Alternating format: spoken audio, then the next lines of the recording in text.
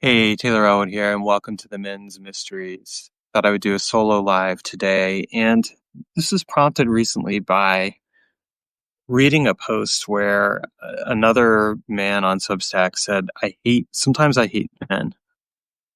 Really just reading that, it was like, oof, that landed with me. And I knew why it landed with me. I ended up responding to him, and I said to him, like, so, something along the lines of, so basically you hate yourself. And it wasn't like a judgment on him because I used to be that man. I used to hate being a man. I'd grown up under circumstances where being a man was demonized. The person that my stepmom was basically kind of like, men are pigs, men are bad. And it probably didn't help that the relationship that she had with my father wasn't exactly a healthy relationship either. So think about it. And I think, one of the things that I see, and it's not always spoken to, but it's definitely real, is like how many men hate being men? How many men hate the fact that they are men? There's a lot of it out there. And I think it's really problematic. It's not helpful at all. And as a men's coach, I can safely say that when I encounter someone who feels this way, it actually is, I get it. I can relate to it because of my own past. And what I've learned to do is actually love being a man and love the experience of my masculinity. Love the fact that this is what I am. This is the package I came in. I mean, I could try and change and transition, but I really actually have no interest in doing that. And you know, nothing against anyone who does, because I mean that's their own journey and they have reasons for that. But for myself, I've always identified as a man, yet hated being a man. And that's been the interesting paradox. I don't feel that way anymore, and I haven't felt that way for years. But it's an interesting paradox that I held in my hands. On the one hand, I identified as a man, and on the other hand, I hated being a man. And everything I associated with being a man was not a good thing. It was, men are domineering, men are sexist, men are pigs. The irony of it all was that in a lot of ways, I didn't even escape from some of those behaviors because, well, I mean, a large part of it was just being socialized that way. So I used to hate being a man. And I hated being a man because for me, it was brought forth in that expression of, well, if you're a man, you're the problem.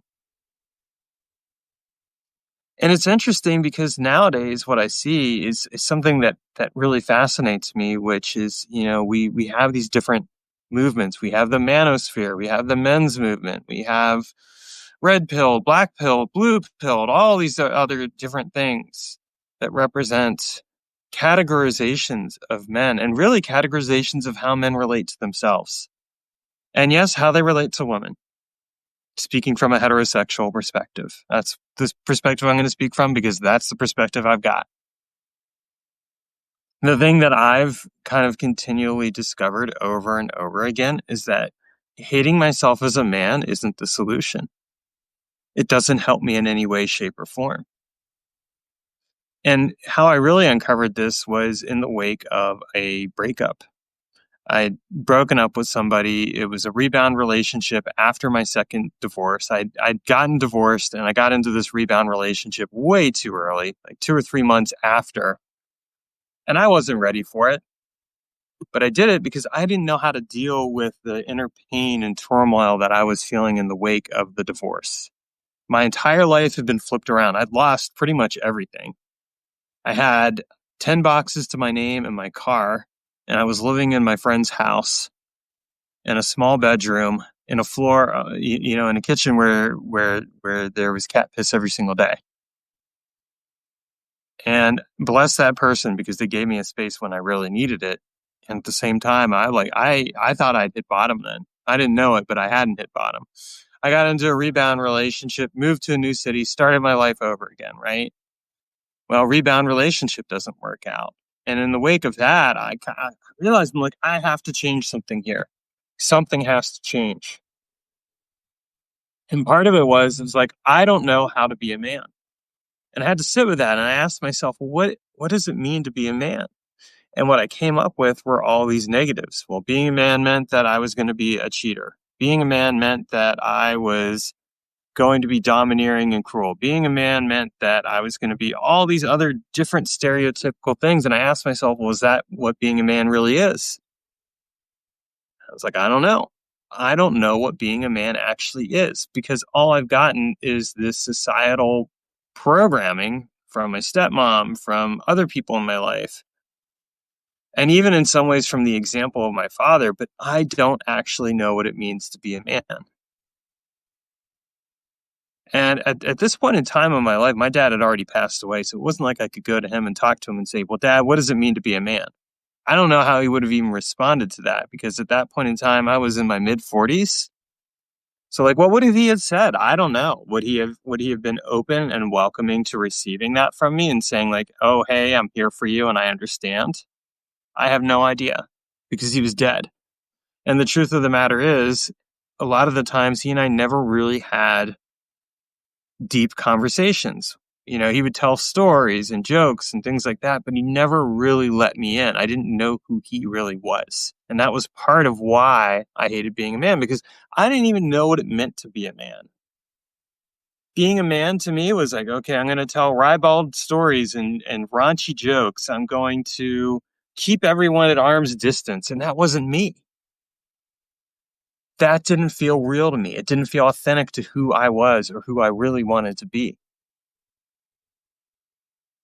So, sitting with this, I kind of came up with this I, I kind of came away with like this idea of like, well, what does it mean to be a man? Where am I going with this? How am I going to figure this out? I'm in the wake of this breakup. I know I don't want to get into yet another relationship with somebody else, because I know I'm going to make the same mistakes. Because really, that's what I was doing. I got divorced, and I swung to the opposite extreme, and went with somebody who was basically a hedonist, extreme hedonism. And I didn't know what it meant, and all that. I really didn't even know like who I was. And a fundamental question, me asking the question of like, what does it mean to be a man, was really me kind of grasping at who am I? What does it mean for me to be a man in today's world? What does it mean for me to actually show up for myself? I didn't have an answer. All I really had was a sense of loss, separation. And I think this is the struggle that so many men face right now. And so what ends up happening is men start trying to figure this out. I did.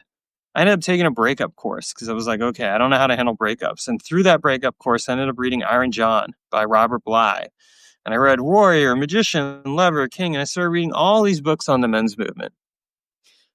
I didn't discover Andrew Tate, thank the gods. I didn't discover anything along those lines, because that wouldn't have been helpful at all for me, because that's not the particular journey that I want to go on. But what I did is I started reading all these things on the men's movement. And it was interesting, because all of a sudden I had kind of this sense of, okay, masculinity doesn't have to be unhealthy.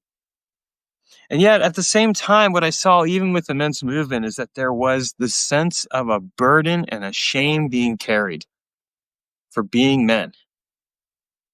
And I think this is where a lot of men, we've been socialized this way, where we carry this burden on ourselves. Well, you're a man. You have privilege. You have the power in society, or you've had the power in society.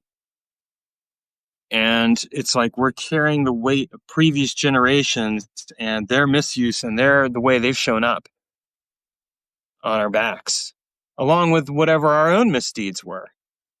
And I know for me, a huge part of this was ultimately the reason why I hated myself as a man, is because I could look at my own life and I could say, okay, here's all the things that I have done wrong. Here's all the things I've done wrong. I've cheated on my wives. I've not been good at being a provider. I've done X, Y, and Z. I've done all these other things. And it was so easy to have that litany there. And there was so much pressure, in a sense, to be the perfect man. I honestly think that someone who says that they hate being a man heart, what they hate is they hate that they can't measure up to the idea of what a perfect man is. And here's the truth. There is no such thing as a perfect man. There is no man out there that I know who is perfect. Every man I have met is guess what? At the core, they're human. They're human. You are a human being. Let's even take away the category of being a man. And let's just for a moment sit with the reality that you're a human being, and that if you have a woman in your life, she's a human being too.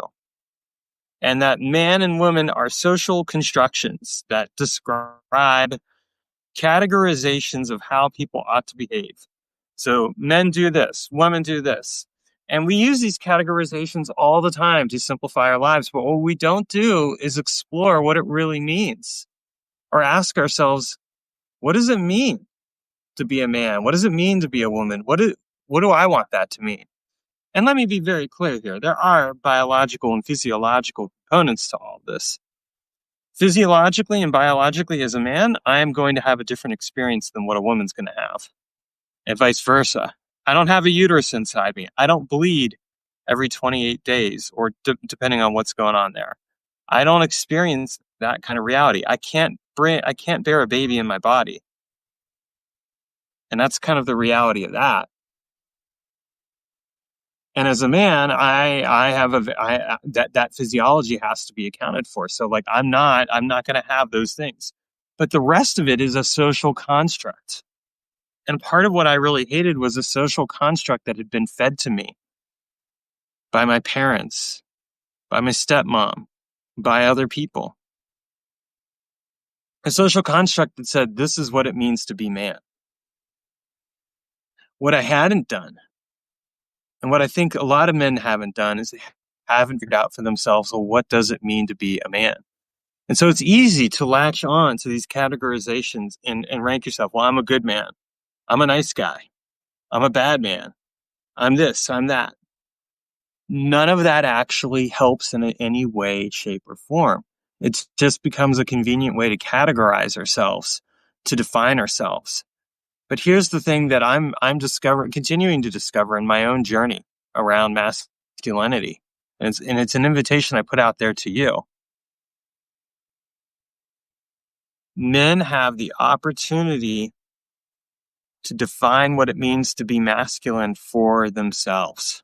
So instead of referring to some kind of societal notion as to what it means to be a man, let's sit with and explore what it actually means to be a self-defined man. And let's consider the reality that being a self-defined man doesn't necessarily have to adhere to different notions and ideas of what it means to be a man. Mark, you shared a man, in my opinion, is able to be noble at all times. So here's my question back to you. What does it mean to be noble? What does noble mean to you? Noble could mean a lot of different things. Even stripping aside this idea of just the word noble, like, there's hierarchical, there's cultural associations and baggage with that word. And hey, I mean, go with it if you want, but then have a clear idea, like, what does noble mean to you? To follow core principles, to speaking life words. Okay, so I would say then a man of value, right? A man of values. So this is a huge part of the journey that I think most men have to take. And so when I see a man say that he hates being a man, or that he hates men, what I start to really question is he really in touch with his own sense of values? Or is he clinging to some idea as to what men are that has been fed to him and used as a way to justify how he feels about himself and feels about other men? The thing that I've discovered is that I actually, as I kind of stripped away the bullshit and the ideas around what it means to be a man, as I deconstructed what I've learned as a kid, and as I really kind of stepped out of my father's shadow and started to really ask myself, what does it mean for me to be a man? Not in comparison to this other person who I grew up with.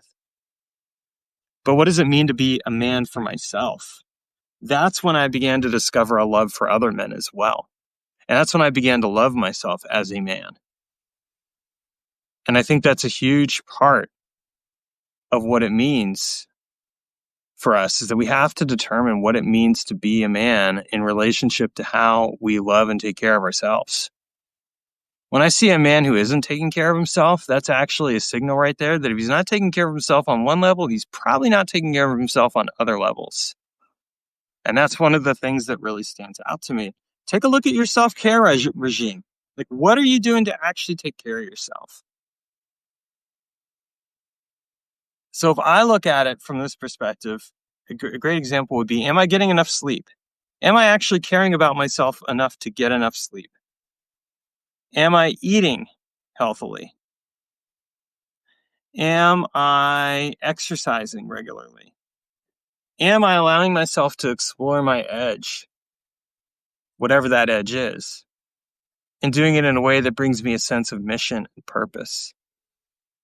And if I look at it from this perspective, what does it mean for me to be a man as it relates to maybe stepping away from archetypical expressions of masculinity? So I mentioned one of the books that I read earlier was Lover, King, Magician, Warrior. And, for a while, that was a great framework. And I've seen this in men's movements. Like I've seen it in Mankind Project, Sacred Sons, etc. There's, the focus on the lover, the warrior, the king, all these other things. What does it mean to be a man without necessarily applying archetypical expressions of masculinity? Because yes, I could quote unquote be the warrior, whatever that means. I could be the king, I could be the lover, I could be the magician. But none of those things really ultimately matter. Now, Mark, you said that's physical and that's important. However, knowing your inner soul is more important. Well, I would argue that your body is actually the gateway to the soul. You're not taking care of yourself physically. Are you taking care of yourself spiritually? Your body is an expression of the soul. It's an expression made of possibility made manifest. So when I look at this, I kind of look at it from that perspective. Am I connecting with all the layers of my being? Am I taking care of my physical vessel and as a result taking care of the spiritual vessel? Am I living according to my values? I find that when I work with men, what I'm really working with is, in a very large sense, how are you valuing and taking care of yourself and showing up for yourself so that you can value and take care of other people? Well, your heart is part of your body, actually, literally. You have a physical heart. You don't take care of your heart, you're not going to take care of your body. You take care of your body, you're also taking care of your heart. So, those are all things to consider. I don't hate being a man anymore. And for anyone watching this who has ever said, I hate being a man or I hate men, what I would share with you is that maybe it's time to step away from your ideas around what you think masculinity is. Maybe it's time to step away from the ideas that have been fed to you and to actually define on your own term what it means to be a man. What does it mean for you to be a man? How do you want to show up in the world as a man? Define and then define it in relationship to what does it mean to be a man with other men? It's a funny thing, but what I found is that when I changed my relationship with myself as a man, I actually started connecting with other men. I started trusting other men more. I started developing friendships that were real, relational. I would check in with those men. I would connect with them.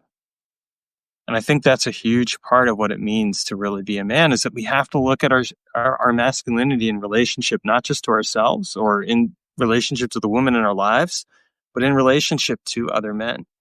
How are we connecting with that kind of intention and purpose to other men? Get curious about other men instead of demonizing them and demonizing yourself in the process. Learn about them, discover them, connect with them, love them. And in loving them, you'll also start to love yourself. that's my transmission for all of you today. Thanks for watching. Thanks for commenting. And if you watch this after the fact, feel free to comment and connect.